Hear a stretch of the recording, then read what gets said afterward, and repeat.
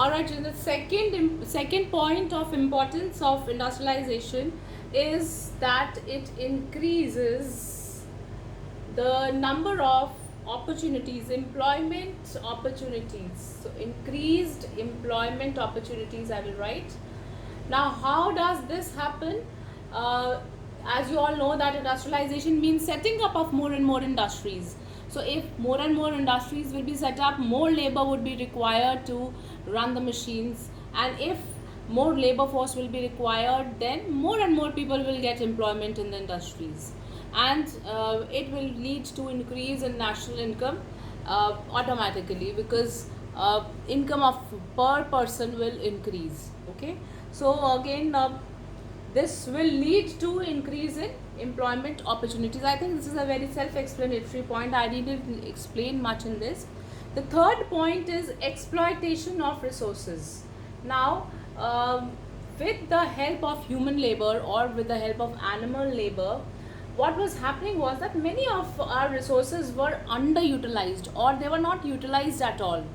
Okay, but with the introduction of machines, with the introduction of industrialization in our country, exploitation of resources is happening to the optimum level, meaning that the resources which our country has, they are utilized to an optimum level, means everything is utilized without wastage because of the usage of machines, because of industrialization.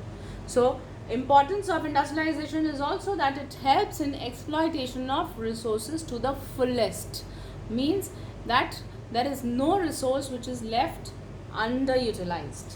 Okay, then with the help of industries, you remember when we were discussing the green revolution, and one of the effects of green revolution was that we are not only self-sufficient in production of food grains, but we have also managed to export the food grains to other countries. So similarly, industrialization, the importance of industrialization is also that it helps in increasing the export earnings. With the help of industrialization, our country or any country will be able to produce more than what it requires for its own population. Okay, so where is the surplus going to go? The surplus is always going to get exported or sold in an international market. So export earnings will increase due to industrialization. Then the other point is development of agriculture. Now, as we all know that around 50% of our population is still having the main occupation as agriculture only, and if industrialization happens, then development in agriculture is also going to go hand in hand, because maybe if you take an example of an industry producing agricultural goods, so if that industry produces goods for agriculture which helps in increasing the productivity, or which helps in increasing the cultivation, the crop produce, maybe it is producing such machines which are helping the farmers to harvest the crop very quickly. So all these things will lead to development in agriculture. So if any machine is or if any industries, if any of the industries are going to get set up in a country, and then definitely the agriculture of that country is going to develop. Then the other point is, the sixth point is that it leads to balanced development. Balanced development of an Indian economy would only be possible if there are more and more industries. Balanced development, children, with this we mean that you remember in the socialist economy we had that there was a class conflict. The society was divided into two groups, the haves and have-nots. Okay, but with the industrialization, even the have-nots will have an opportunity to earn something. So there will be lesser inequality in the society. The development will be balanced. Clear? Then the next point is self-sustained growth. Again, I have discussed this in export when I was discussing the export earnings point, that a country can be self-sufficient or self-sustained growth can be achieved when a country has industrialization. Otherwise, if you are using outdated techniques of production, or if you are using old technology, then you are not going to, a country will not never be able to fulfill the demands of the population. So a country can always be self-sustained, or it can always be self-sufficient once it is industrialized. Then the last point is that of national security.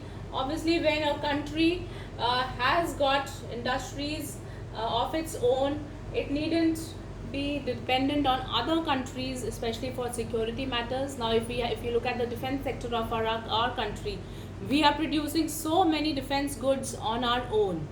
Okay, so that leads to being secure as a nation.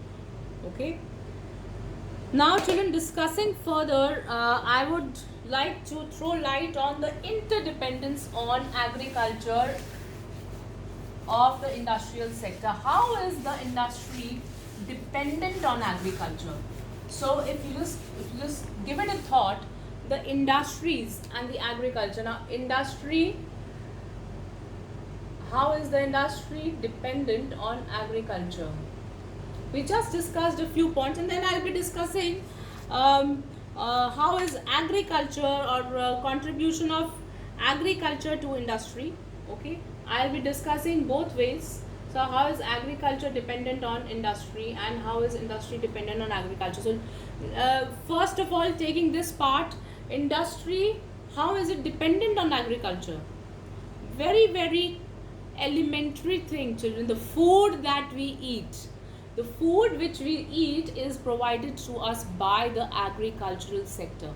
So the agriculture supplies the it is a source of healthy and strong labor for industry. So first of all, like I said, that agriculture supplies food which helps the labor to get energy and to become a productive resource. Then the agricultural laborers, they also get employment, or they go and do jobs in the industries in their slack season. In the season, you remember when we were discussing seasonal unemployment, what do the agriculturists do? They go to the urban areas and find jobs for some time, and then they come back and harvest the crop. So again, agriculture also supplies labor force to the industries. Okay, so this is another point.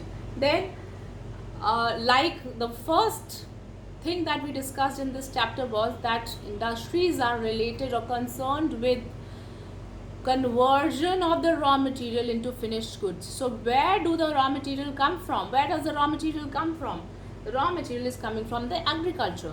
So agriculture supplies the raw material to the industries. Okay, so this is also another part of the interdependence, as you can say. Okay, then the other point which we can discuss again is that agriculture is the source of capital formation of the industries. Source of capital formation.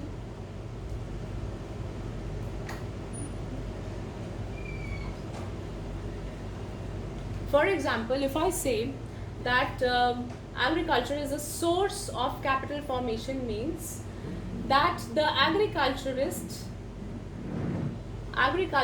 they help in saving. I mean, they have their own saving, and this saving is invested in the industries.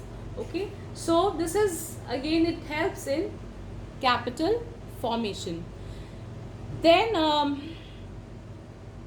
also, children, fifth point which I would like to discuss, these points are given in your book as well, that it supplies food for the working industries, source of capital, and again, it is the agricultural sector which gives the market. The agricultural sector gives a good market to the produce of the agriculture. So gives a market, like for about whatever goods are produced by the industrial sector, who is purchasing it? maximum market of the industrial goods is coming from the agriculture. So agriculture sector is the biggest, or you can say the major buyer of industrial goods. All right. So all these points show how industry and agriculture are interrelated. Clear? Next, coming agriculture. How is agriculture dependent on industries? Okay, so first of all, agriculture gives employment. Okay, sorry, industry gives employment to the agricultural sector. Then agricultural sector, industrial sector also gives, you can say, it improves a farmer's income. How does it improve a farmer's income? Well, like we said that in the slack season, the farmer goes and works in an industry and comes back. So it is adding to the income of the consumer. Okay, income of the farmer. So in other words, industry is giving employment to the agriculturist. It is also helping in increasing the income. Okay, then it also gives or helps to increase the infrastructure. The infrastructure means that it's helping in building new techniques of production.